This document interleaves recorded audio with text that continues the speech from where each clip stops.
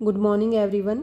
आज हम करेंगे chapter 3 metal and non metal के कुछ बहुत सारे इंपॉर्टेंट क्वेश्चन। ओके, तो प्लीज़ ध्यान से सुनिएगा। फर्स्ट क्वेश्चन देखिए, an element M with electronic configuration 2,8,3। तो इलेक्ट्रॉनिक कन्फिग्रेशन कितना है, मतलब इसका एटॉमिक नंबर कितना है, 13 है। 13 एटॉमिक नंबर किसका होता है, एल्यूमिनियम का होता है। जब वो सेपरेटली कंबाइन होगा क्लोरीन और सल्फेट आयन के साथ, तो केमिकल फॉर्मूला बताओ कि क्या होगा इनका। तो यहाँ पर देखेंगे, जब ये मेटल एल्यूमिनियम है जो एम है, जब वो क्लोरीन के साथ कंबाइन होगा तो एल्यूमिनियम क्लोराइड बनाएगा, और जब वो सल्फेट के साथ कंबाइन होगा तो एल्यूमिनियम सल्फेट बनाएगा। ओके, तो फिर बाद में पूछ रहा है वो कि जो predict with the suitable reason the nature of the bond formed by element M in general. जो नेचर होगी आयनिक बॉन्ड होगी, और आयनिक बॉन्ड को यहाँ पर एक्सप्लेन करना है। तो फिर वो पूछ रहा है how the will electrical conductivity of the compound formed very with, कि इलेक्ट्रिकल कंडक्टिविटी, तो जो कंडक्टिविटी होगी वो इलेक्ट्रिसिटी की किस में होगी, मोल्टन स्टेट में होगी। तो ये इसके बाद हम नेक्स्ट क्वेश्चन देखेंगे। Generally when a metal are treated with mineral acid hydrogen gas is liberated. जब कोई मेटल है वो मिनरल एसिड के साथ ट्रीट करेगी तो हाइड्रोजन गैस लिबरेट होती है। When metal treated with HNO3 hydrogen gas is not liberating. वो कह रहा कोई भी मेटल जब किसी एसिड के साथ रिएक्ट करेगी तो हाइड्रोजन गैस निकालेगी, बट जब कोई भी मेटल नाइट्रिक एसिड के साथ रिएक्ट करेगी तो हाइड्रोजन गैस एमिट नहीं करेगी। क्यों? क्योंकि जो हाइड्रोजन गैस है वो स्ट्रॉन्ग ऑक्सीडाइजिंग एजेंट है। जो हाइड्रोजन गैस है वो स्ट्रॉन्ग मैं गलत बोल गई, HNO3 जो नाइट्रिक एसिड है वो स्ट्रॉन्ग ऑक्सीडाइजिंग एजेंट है। ये ऑक्सीडाइज कर देता है, H2 को किस में कन्वर्ट कर देता है, वाटर में कन्वर्ट कर देता है। उसके बाद हमारा नेक्स्ट क्वेश्चन है, question number 3। Compound X and aluminium are use to join, ठीक है, are use to join the railway track, identify the compound. Compound X है जो रेलवे ट्रैक को ज्वाइन करने के लिए यूज होता है, तो एक्स का नाम क्या है, Fe2O3 है। उसके बाद वो कह रहा है कि उस कंपाउंड को आइडेंटिफाई करो, हमने कर दिया। इस रिएक्शन का नाम लिखो। रिएक्शन का नाम क्या होगा, थर्माइट रिएक्शन होगा। रिएक्शन का नाम क्या होगा, थर्माइट रिएक्शन। उसके बाद वो कर रहा है रिएक्शन लिख के दिखाओ। तो रिएक्शन क्या होगी, Fe2O3 प्लस एल्यूमिनियम Al2O3 बन जाएगा, एल्यूमिनियम ऑक्साइड बन जाएगा, साथ में Fe और हीट यहाँ से रिलीज आउट हो जाएगी। ओके, नेक्स्ट क्वेश्चन है क्वेश्चन नंबर 4।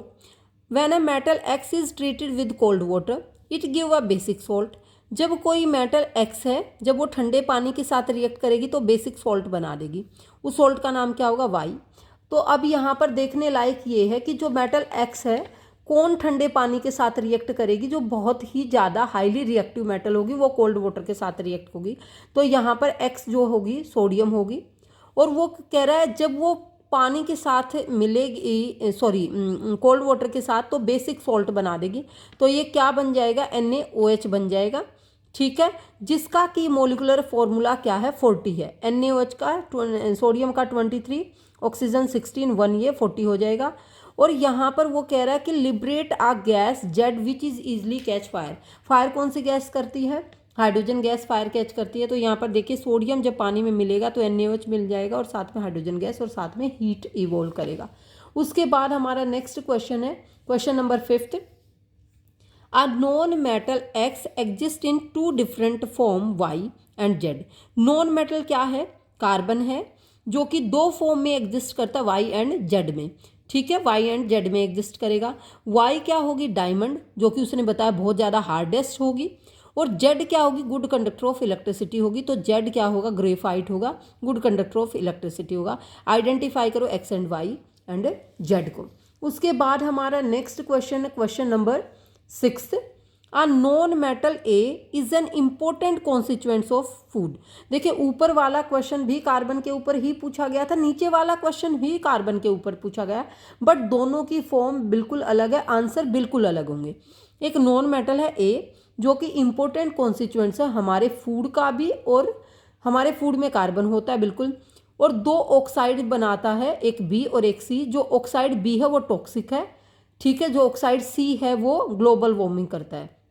तो यहाँ पर देखिए नॉन मेटल क्या है, कार्बन है, जो कि कौन सी ग्रुप से बिलोंग करता है, 14th ग्रुप से बिलोंग करता है। बी क्या है, कार्बन मोनोऑक्साइड जो कि टॉक्सिक इन नेचर होता है। और सी क्या, कार्बन डाइऑक्साइड जो कि ग्लोबल वार्मिंग कॉज करता है। नेक्स्ट क्वेश्चन है question number 7। An element A react with water to form a compound B which is used in white washing. The compound B on heating form an oxide C which on treatment with water to give back B. Identify AB. वो कह रहा है कि element है ए। तो यहाँ पर कुछ बच्चे कंफ्यूज हो जाते हैं कि ए की जगह CaO आएगा या Ca आएगा। तो एलिमेंट बोला हुआ है, एलिमेंट ओनली कैल्शियम आएगा। वाइट वॉशिंग में यूज़ होता है। वाइट वॉशिंग में क्या यूज़ होता है, कैल्शियम हाइड्रोक्साइड यूज़ होता है। तो वो बोल रहा है कि जब हम उसको हीट करेंगे तो हमें क्या मिलेगा वापस, अगर हम कैल्शियम हाइड्रोक्साइड को हीट करते हैं दोबारा से क्विकलाइम ऑब्टेन हो जाएगा। ओके, तो यहाँ पर नेक्स्ट क्वेश्चन है हमारा question number 8। A non metal A which is largest constituents of air. Air का कॉन्स्टिट्यूएंट्स कौन सी नॉन मेटल है, ऑक्सीजन है या नाइट्रोजन है। तो आपको पता है सबको, नाइट्रोजन 78% पाई जाती है। वैन हीटेड विद H2, जब वो हीट करेगी H2 के साथ तो 1:3 रेशो में Fe की प्रेजेंस में तो एक गैस बना देगी B। तो यहाँ पर देखें हमारे पास नॉन मेटल क्या थी, नाइट्रोजन थी, N2 थी। जब N2 3S2 के साथ, मतलब 3:1 की रेशो होगी, 3:1 हाइड्रोजन गैस के साथ कंबाइन होगी किस कैटलिस्ट की प्रेजेंस में, Fe की प्रेजेंस में, तो वो अमोनिया गैस बना देगी। कौन सी गैस बना देगी, अमोनिया गैस बना देगी। उसके बाद क्या बोल रहा है वो, ठीक है, इफ कहाँ पर, if this oxide is passed into water in the presence of air, अगर ये ऑक्साइड वाटर में पास करेंगे इट गिव्स एसिड डी। अगर इस ऑक्साइड को, मतलब ऑक्साइड को, कौन से ऑक्साइड को, NO2 को, अगर NO2 को वाटर में पास करते हैं तो कौन सा एसिड बन जाता है, HNO3 बन जाता है। ठीक है, अब उसके बाद वो बोल रहा है which act as a strong oxidising agent, और जो HNO3 है वो बहुत अच्छा ऑक्सीडाइजिंग एजेंट होता है। तो हमें आइडेंटिफाई करना था A, B and C। Okay, और in which group of periodic table does non metal belong, non metal कौन से पीरियोडिक टेबल के कौन से ग्रुप से बिलोंग करती है, तो ये 15th ग्रुप से बिलोंग करेगी, नाइट्रोजन। ओके, उसके बाद question number 9। Of the 3 metal X, Y and Z, X react with cold water, Y react with hot water and Z with steam. X सबसे ज़्यादा रिएक्टिव है जो कि ठंडे पानी के साथ भी रिएक्ट कर जाएगी, जो कि सोडियम और पोटाशियम होते हैं। और Y मीडिएटरी रिएक्टिव है जो कि कैल्शियम और मैग्नीशियम होते हैं, जो कि वाटर के ऊपर फ्लोट करते हैं।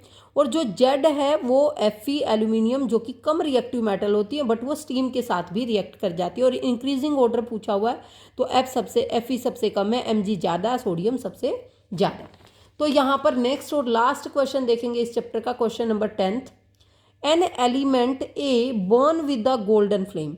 कौन सा ऐसा एलिमेंट है जो गोल्डन फ्लेम के साथ बर्न होता है एयर में, तो आपको पता होना चाहिए जो सोडियम है वो गोल्डन फ्लेम के साथ बर्न होता है। It react with another element B, जब वो दूसरे एलिमेंट बी के साथ रिएक्ट करेगा जिसका एटॉमिक नंबर 17 एटॉमिक नंबर किसका होता है, क्लोरीन का। तो उसके साथ जब वो रिएक्ट करेगा तो क्या बनाएगा, प्रोडक्ट बनाएगा सी, जो कि एक्वस सॉल्यूशन प्रोडक्ट होता है। C on electrolysis give compound D, तो एक प्रोडक्ट क्या बनाएगा, NaCl बनाएगा।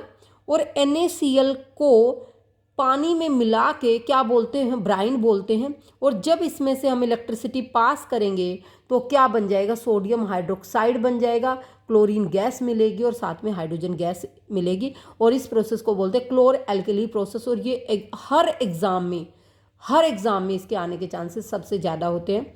बेटा ये थे चैप्टर 3 के मोस्ट इंपॉर्टेंट क्वेश्चन जो कि हर साल एग्जाम में जरूर आएंगे। Okay, good bye, have a nice day, thank you.